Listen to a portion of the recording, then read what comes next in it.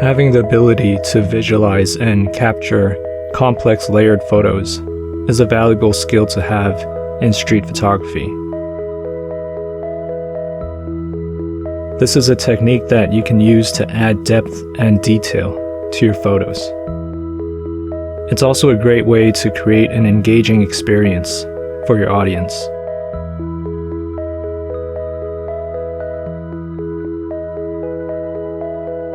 Layering is a complicated technique to get a hold of, and it requires a ton of practice.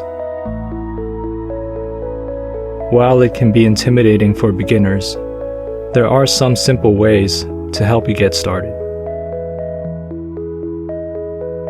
In this video, I'll share some of the things that I've learned through experience, and hopefully give you a bit of insight on how you can start incorporating this technique into your own photography.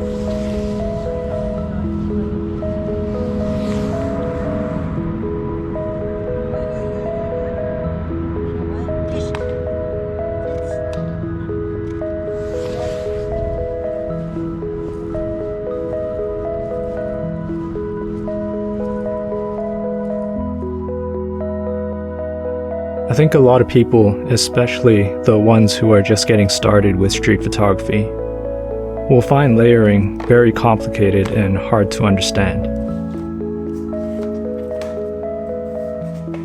They get mesmerized by seeing the incredible work of legends like Webb, Marc Riboud, Klein, and Saul Leiter. It's easy to get confused.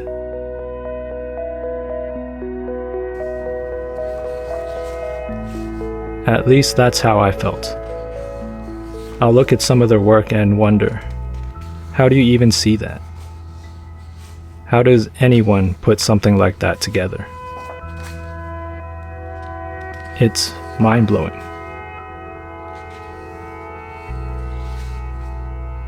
But what clicked for me was when I was able to figure out for myself what a layer means in a photo.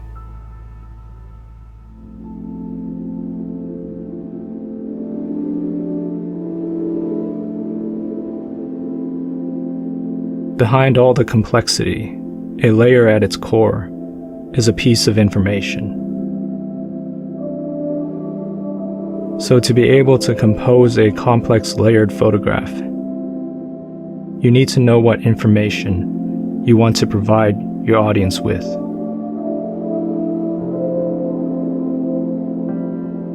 Is it something like a story, a message, a mood, or simply just an aesthetic?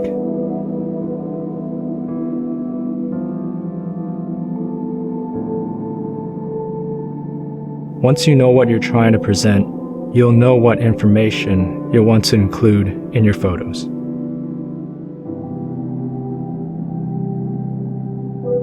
We think a layered photograph should look something like an Webb photo. That's understandable.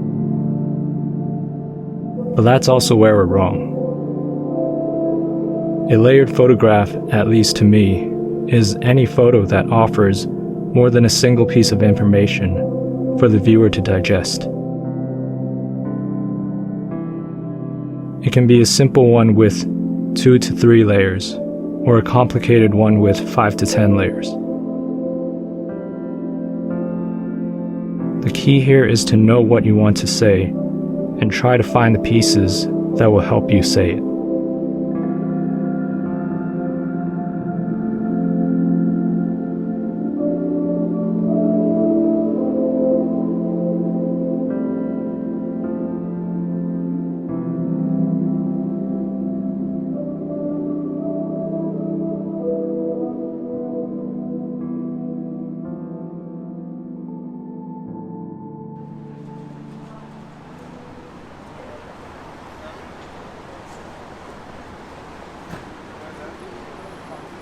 Every complex street photo starts with a base. You need to find your first layer and build on it. This layer can be a background, a person, an object, a pattern, colors, or simply light. It can be anything. Just find something that grabs your attention.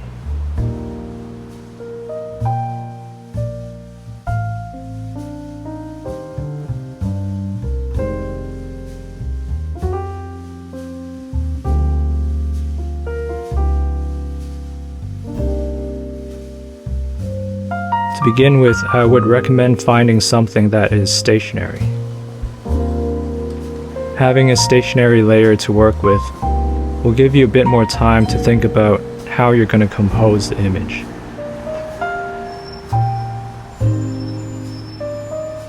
Things are constantly changing on the streets, so it's important to grab a hold of anything that you can control. The more you're able to control in a scene, the easier it gets. This layer might not end up being the key focus in your photo, but it'll give you a good base to start working with.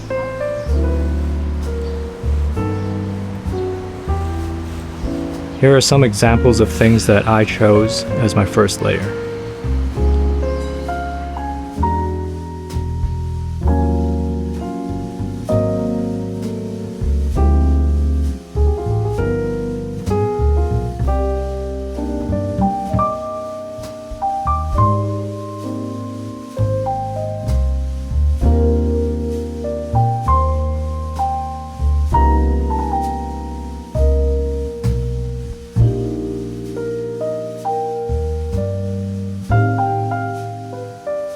As you can see in these examples, all of the first layers that I spotted were stationary.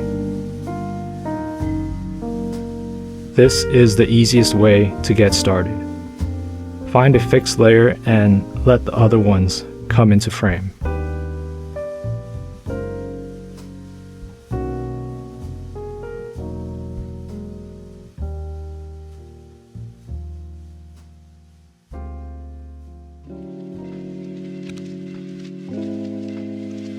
Before we continue, let's talk about this video sponsor, Skillshare.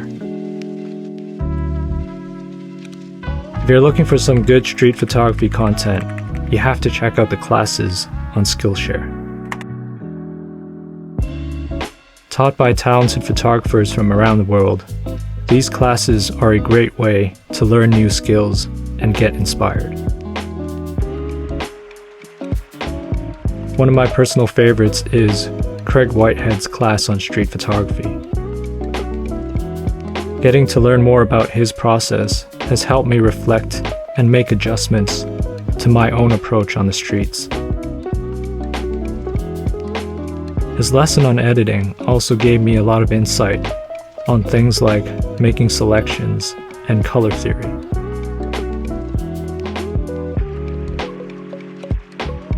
If you want to check these classes out, Skillshare is now offering a promotion for my subscribers. The first 1,000 of you to use this link will get a 30-day free trial.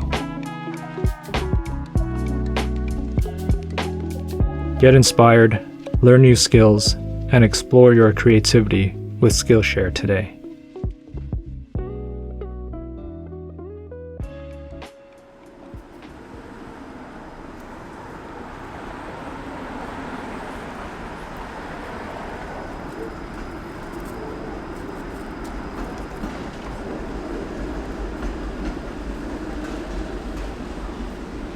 Now that you have your first layer identified, and you have a rough idea in your head as to what your composition is going to look like, the next thing you do is decide what else. What else can you add to the frame to complete your photo? Is it going to be another person? Maybe complementary colors? Come up with a list in your head. It's important to have this list to choose from. That way, when these options appear, you'll be able to react and get what you want.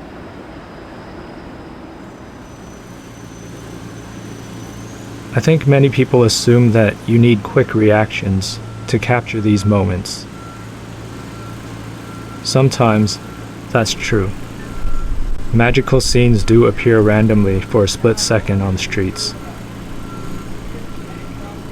But most of the time, I work slow and I build my images.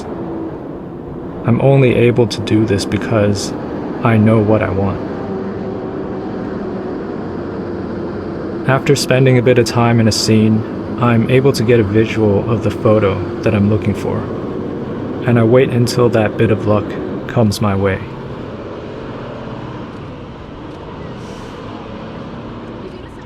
It's hard to explain it. Maybe these examples can help.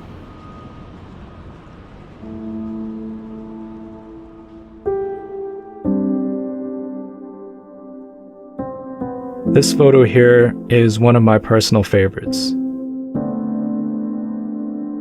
The process behind it is actually quite simple.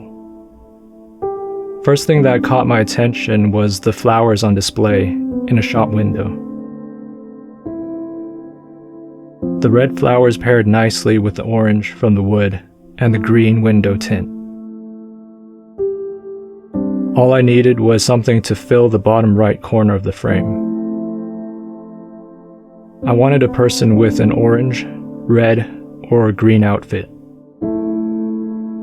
Waited for around 10 minutes and this lady appeared. The sun also casted a shadow on the left that mirrored the shape of her face. That was pure coincidence.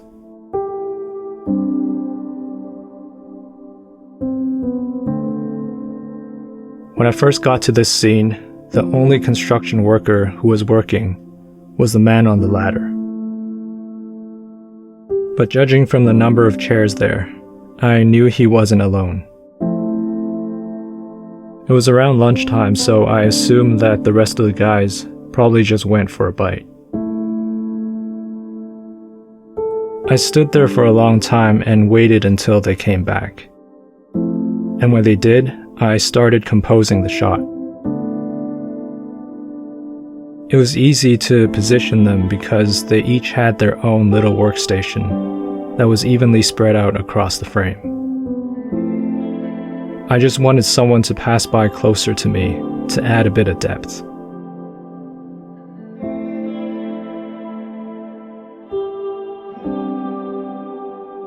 This one was a bit harder to pull off. There were a lot of moving elements that I had to time. I was first drawn to the pink from the girl's hair and the commercial on the big screen. I didn't have much time to work with here, because once the lights turn, the girl's gone. I saw a couple of taxis coming down the road, so I kept an opening on the left for one to pass by. I knew the red from the taxi would match well with the pink and the red traffic lights. There were a lot of people crossing the street center frame, so it wasn't hard to catch one of them in the shot. The girl was somewhat stationary, so I focused on timing the commercial and the taxi passing by.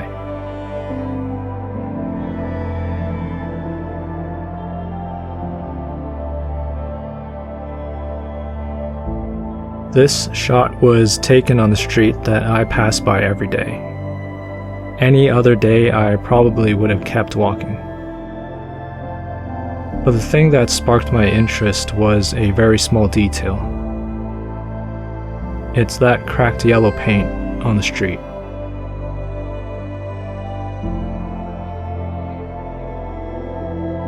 I started composing my image around that and looked for other stationary layers. The paint, the buildings, the leading lines, the sign, and the cart. I composed the image based around these layers. After that, I just waited until people came into the frame. I wanted people in red, blue, or yellow. And since it was Chinese New Year, red was an easy win.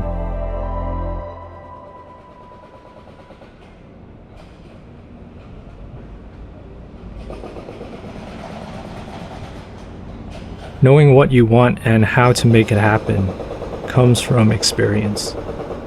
There is no way around it. You need to spend a lot of time on the streets and learn through trial and error. How will people react to your positioning on the street?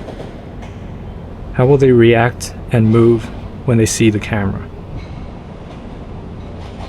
The more you spend time on the streets, the more you'll be able to notice or even predict these behaviors and patterns. Being able to do that will increase your chances at success.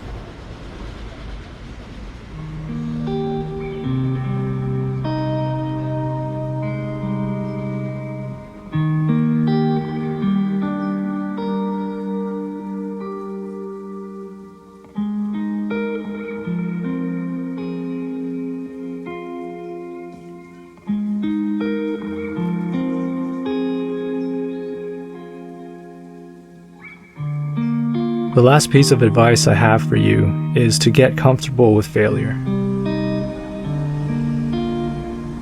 You're going to fail, and if you're not okay with that, you'll most likely quit.